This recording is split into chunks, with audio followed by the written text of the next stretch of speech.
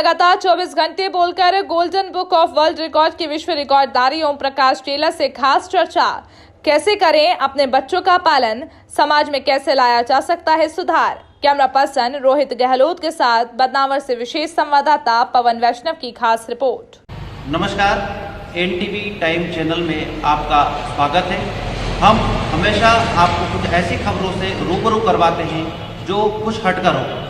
इसी तारतम्य में हमारे साथ एक ऐसी शख्सियत मौजूद है जिन्होंने golden book of world record में अपना नाम दर्ज करवाया है। किसी भी वर्ल्ड रिकॉर्ड को बनाना आसान काम नहीं होता है। बहुत ही मुश्किलों का सामना करने के बाद रिकॉर्ड बनाए जाते हैं और नाम दर्ज करवाए जाते हैं। हमारे बीच मौजूद है बदनावर तहसील के छोटे से गांव के रहने वाले ओम प्रकाश टेलर जी, जिन्होंने अभी हाल ही में बदनावर नगर में 24 घंटों का एक लगातार सत्र आयोजित किया, जिसमें golden book of world record के तमाम पदाधिकारी आए और उन्हें वहां एक प्रमाण पत्र दिया, जो उनके साथ अभी मौजूद है। हम उनसे जानते हैं कि किस तरीके से इस वर्ल्ड रिकॉर्ड को उन्होंने बनाया।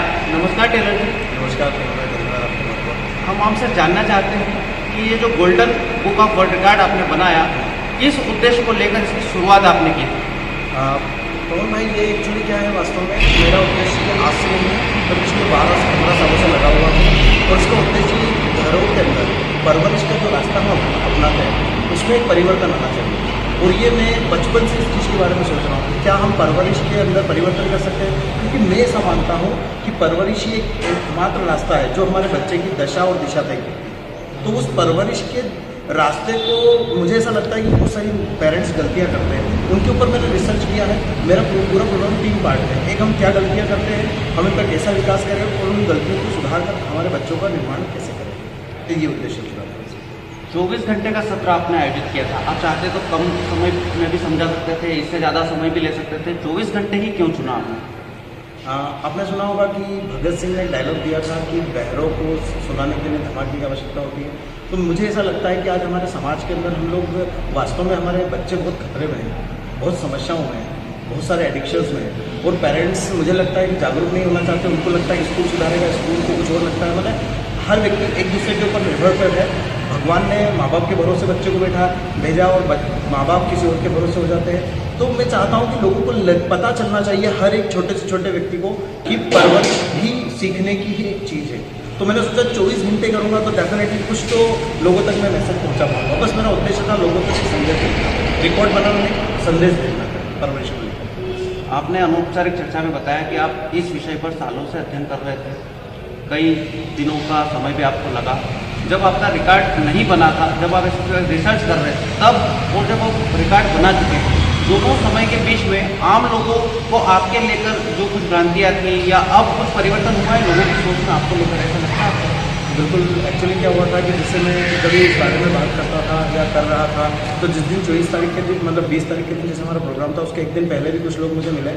तो उन्होंने मुझे कहा कि सर, कितने भी कोशिश कर लो, लोग नहीं सुधरने वाले हैं। तो मैंने उनसे कहा कि लोग ना सुधरे, लेकिन इस वातावरण के अंदर मैं अपने शब्द भेजूँ। तो उसके बाद में लोगों का परिवर्तन हुआ कि नहीं यार, वास्तव में जो चीज़ें हैं, कुछ परिवार ने मुझसे कांटेक्ट किया, मैं मिलने भी गया। जब मैं सिर्फ बात कर रहा था लोगों से कि मैं ऐसा करने वाला हूँ, तब तक लोगों के विचारों में परिवर्तन नहीं आया। जब मुझे कुछ लोगों ने सुना, तब उनके विचारों में ज़बरदस्त परिवर्तन है। जो मेरे साथी हैं उनके विचारों में परिवर्तन है। जो मेरी टीम के लोग थे उनके विचारों में परिवर्तन है। वो सब मुझे रोकना चाह रहे थे, बहुत सारे लोग, तो लेकिन मैं नहीं रुका। मैंने उस काम को किया। ईश्वर का काम था ये सोच के मैं कर रहा था। आपने अपने इस सेशन के लिए बदनावर नगर को क्यों चुना? आप चाहते तो किसी बड़े महानगर में भी कर सकते थे या अन्य स्थान पर भी कर सकते थे। बदनावर जैसे नगर को चुनने का क्या कारण है?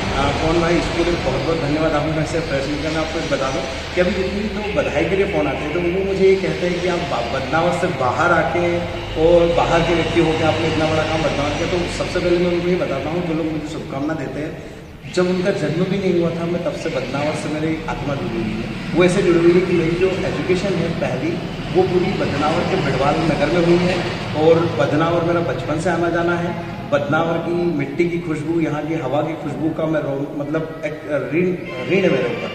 तो मैं चाहता हूँ कि मेरे शब्दों से वो ऋण उतरे, लोगों तक मैसेज जाए। और बदनावर चुनने का यही कारण है कि मतलब मैं मेरी एजुकेशन भी इस पूरी तहसील में हुई है, जुड़ा हुआ है इस बदनावर से हूँ, तो डेफिनेटली इस बदनावर में ही कुछ करूँगा।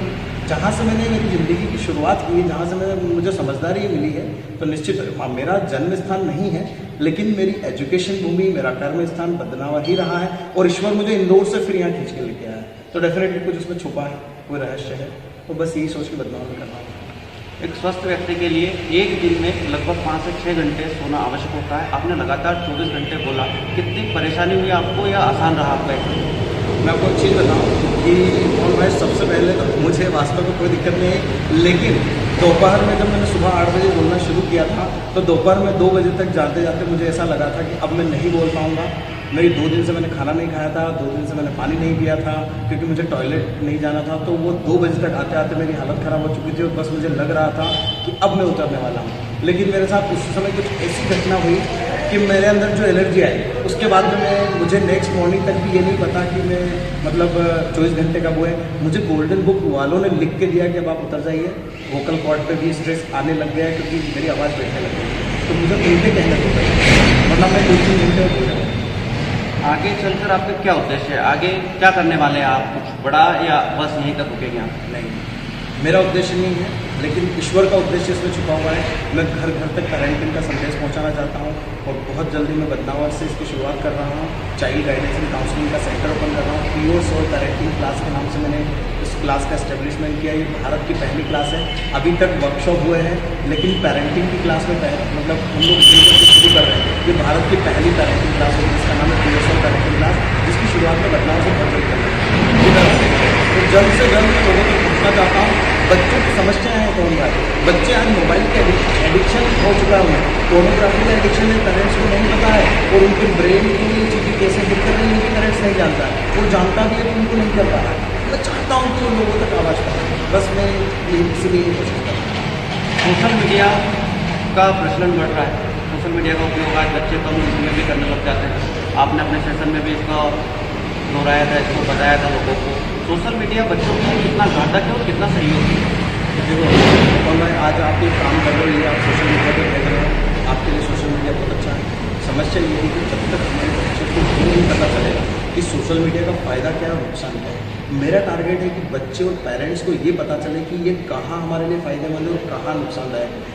ये चीज़ मैं यहाँ से बोल के नहीं, मैं पेरेंट्स तक पहुँच के बताना चाहता हूँ। एक्चुअली इसका संबंध हमारे ब्रेन से है। यदि सोशल मीडिया के आप आदी हो चुके हो, तो मतलब आप अपने ब्रेन को सोशल मीडिया के सपोर्ट कर रहे हो। मैं अपने बच्चों को ये सिखाना चाहता हूँ, मेरा बच्चा मतलब भारत का हर एक बच्चा ये सीखे कि आप सोशल मीडिया के गुलाम नहीं, उसको आप गुलाम बनाइए।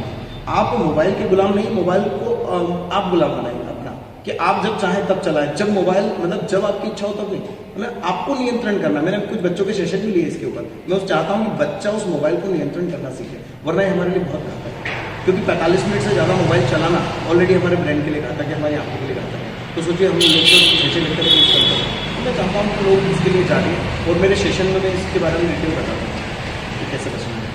आम दर्शकों, पेरेंट्सों और जो युवा वर्ग है, उनको हमारे चैनल के माध्यम से आप क्या संदेश देंगे जिससे उनके जीवन स्तर में सुधार हो सके, बढ़ोतरी हो सके?